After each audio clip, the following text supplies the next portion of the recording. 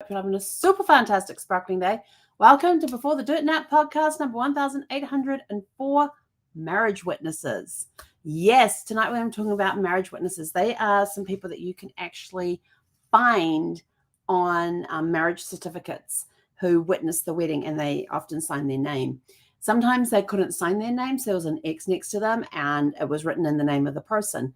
Now, on the older marriage certificates, and why would we even look at marriage witnesses? The reason you look at marriage witnesses, who were they? Were they a family friend? Were they actually a sibling? Or it could have even been a parent. Who were they? They could have been an aunt, an uncle, a cousin. You could always find, if you've got a brick wall and that you're trying to get in and around, under and over and through, check out marriage certificates. Who's somebody that you know in the family that's around that person. Because if you've been watching me for a while, we talk about how sometimes you've got to go wide to go up the tree. So most people like to look at just, here's my grandparents, here's my great-grandparents, here's my great-great-grandparents, here's my third great-grandparents, and they just want to go as direct as they can. Sometimes we can't do that. We have to go sideways. We have to look at siblings. So what siblings did they have? What siblings got married? Can we find a marriage certificate for the siblings?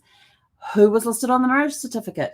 Most marriage certificates or the marriage entries in the parish records would include the name of the groom, the name of the bride, the father's name of the bride and groom, where they were living, were they married before, were they widowed, divorced, or were they single when they got married?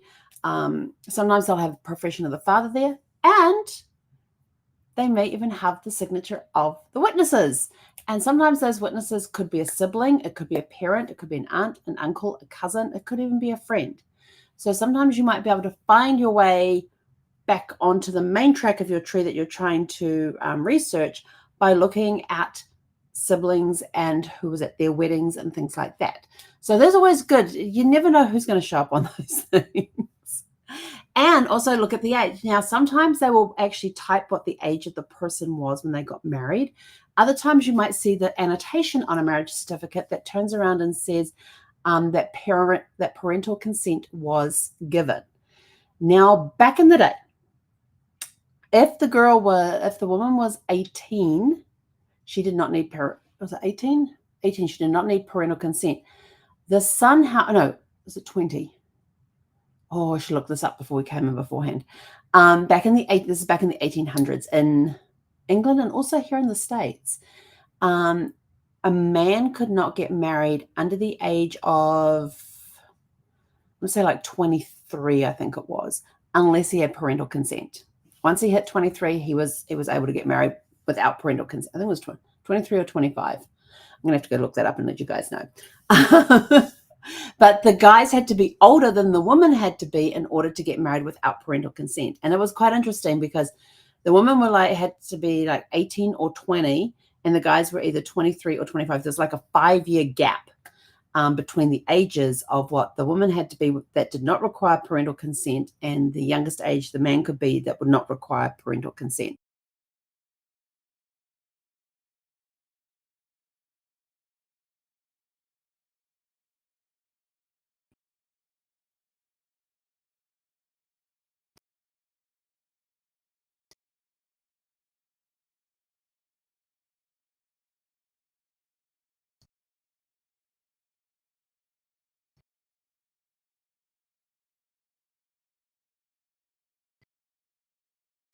If parental consent was required, that they had received for this couple to get for this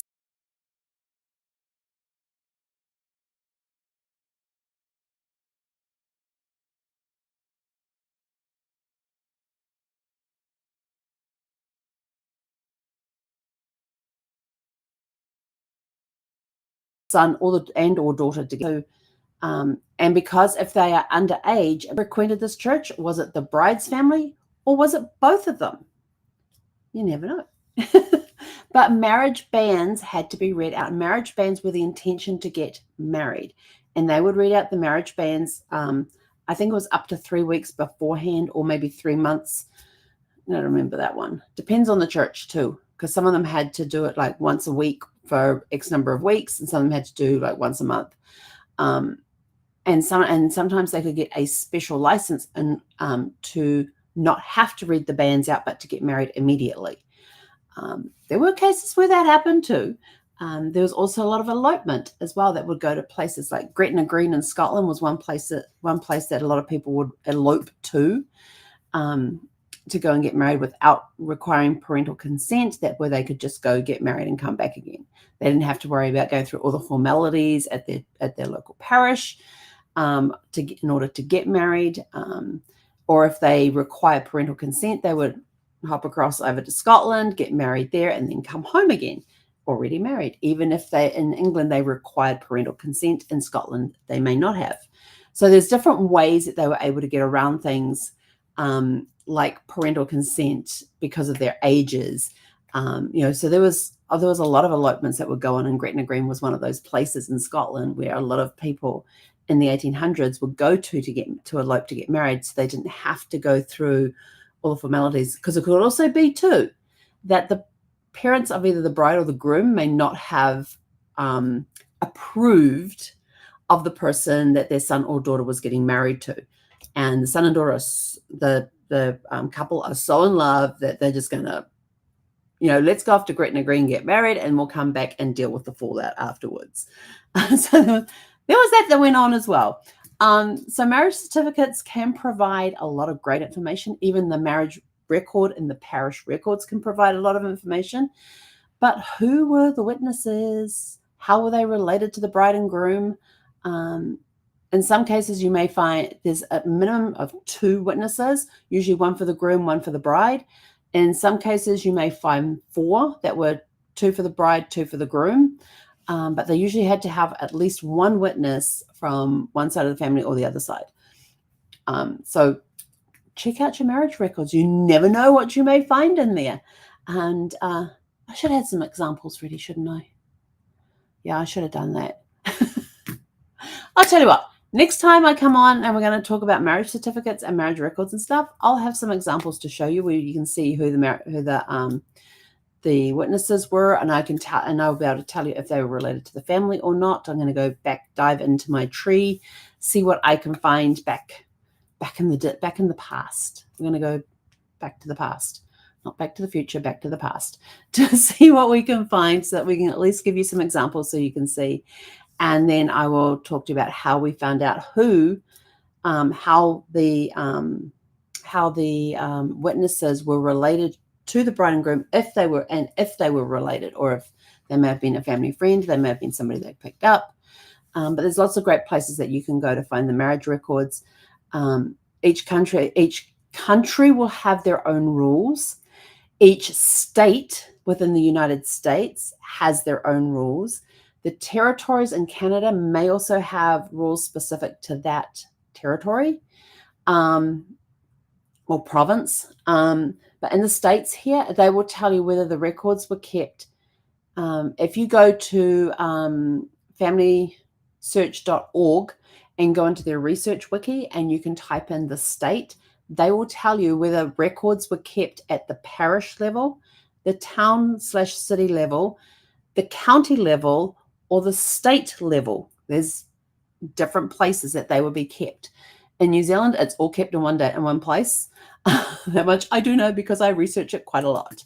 And also too, how long ago did they get married? Because if it's less than a certain amount of time, you may not be able to look at their records online because they are not available online. It could be ones that you got to go and apply to look at in person.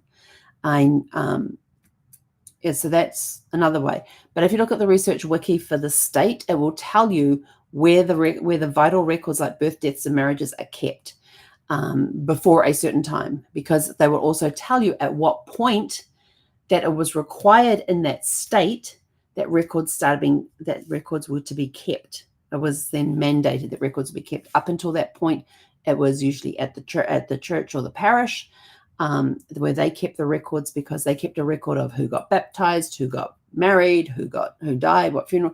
They kept a log of events at the church. So those are good places to go before the mandatory dates came in. The mandatory dates were kind of late. I think it was 1932, I want to say it was, for some places in the States. which is kind of late when you think about it. I mean, that's less than 100 years ago that they were required to start recording this information. And I think that was at the county. Look at the research wiki, it'll tell you. I will tell you this, that research wiki on familysearch.org is incredible. It is an amazing database where you can go in there, you can see what records for that state are held online, what records are not, what records are free to look at, what ones are not, what ones you have to show up in person. If you are looking for certain records, what requirements where you have to show up in person to see them because they're not available online, what requirements do you have to meet in order to be able to see that information? Like I know in the state of Maryland, you can't go in and request your grandfather's birth certificate if your grandfather is still alive. Your grandfather has to be the one to go and request the birth certificate if he's still alive. If he is no longer living, then it has to be the executor of the estate that goes and requests that information. So they're very, very particular in Maryland about who can record, for birth certificates, especially if the person is still alive. It actually has to be the living person that has to go and request their own records. So it's kind of interesting seeing how the different states have these different rules and things and requirements and stuff. But if you can source a copy of the marriage certificate or the parish records that has a record of the marriage in there and see who the witnesses are, you just might be able to find that missing link to your tree that can then get you back on track for doing your your pedigree chart. Your pedigree chart is going from you to your parents, to your grandparents, to your great-grandparents, to your second great-grandparents, and keep going out. And remember, with every generation, it doubles. So when there's you, it's just you, one person, you, your parents, 2 of those. Then you have 4 grandparents, 8 great-grandparents, 16 second great-grandparents, 32 third great-grandparents, 64 fourth great-grandparents. In fact, what did I do with that? Around I have actually that if you go back 12 generations, how many people were involved for you to be here today? If I remember correctly, it's like 4,092, I think it was. I'll have to go back and find that. It actually has it broken down as to how many people over 12 generations, how many people came together for you to be in existence today. It is an astronomical, it's like 4,092, I want to say, but I don't think that's correct. So anyway, that's it for today. We are out of here. I will be on. Now tomorrow I have speed networking on. If you want to come to speed networking with us, it's free to come. You have to be in the room by 5:02 p.m. Pacific time, and then they lock the meeting. You have to be able to stay for the full time. You have to have your camera on, and you get put into breakout rooms where you basically have a speed networking thing. It's a lot of fun. We had over 70 people on it last time. It was amazing. It was awesome.